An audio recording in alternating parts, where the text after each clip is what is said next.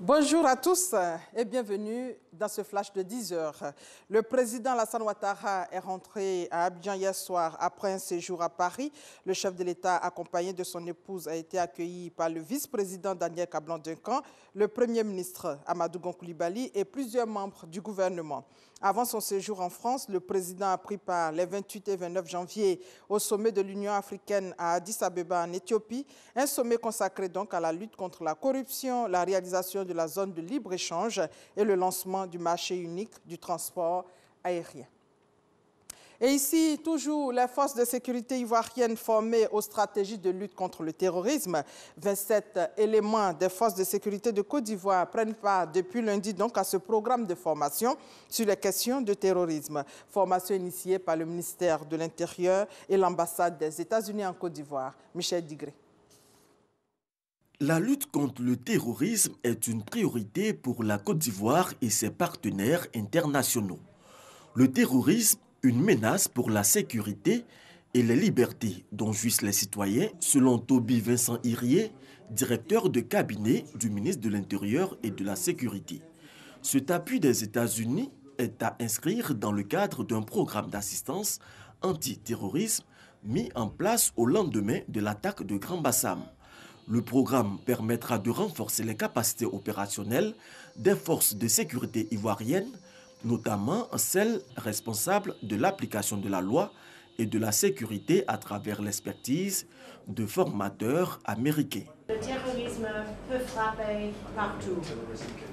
Son but est de mettre en péril notre sens de la sécurité et de détruire les liens de confiance qui nous réunissent.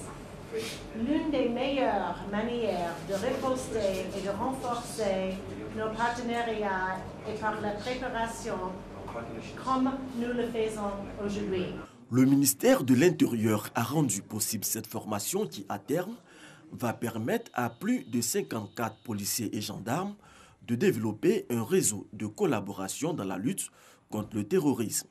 Leur champ d'expertise sera la prévention, l'identification, la détection des infractions terroristes et des formes graves de criminalité, ainsi que des enquêtes et des poursuites en la matière.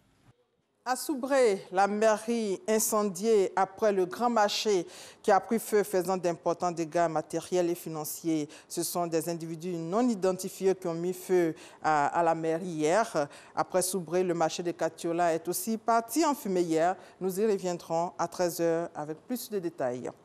Niamey a accueilli hier mardi 6 février un sommet du G5 Sahel qui a réuni les présidents des 5 pays qui composent cette force conjointe, Mauritanie, Mali, Burkina Faso, Niger et Tchad, ainsi que la ministre française des Armées. Au menu de cette rencontre au Niger, la prise de fonction du président nigérien Mahamadou Issoufou à la tête du G5 Sahel, le bouclage du financement de cette force et sa montée en puissance.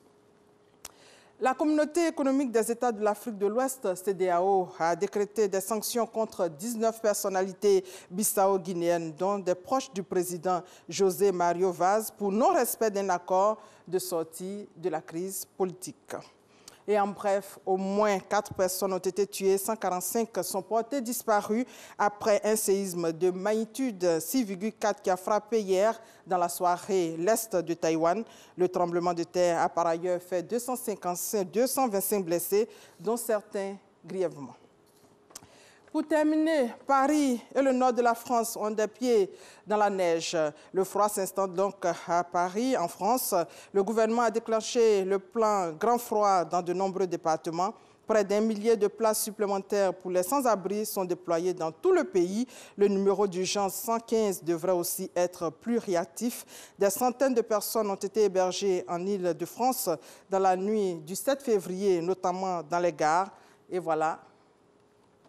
C'est la fin de ce flash. On se retrouve à 13 h. Merci de votre fidélité.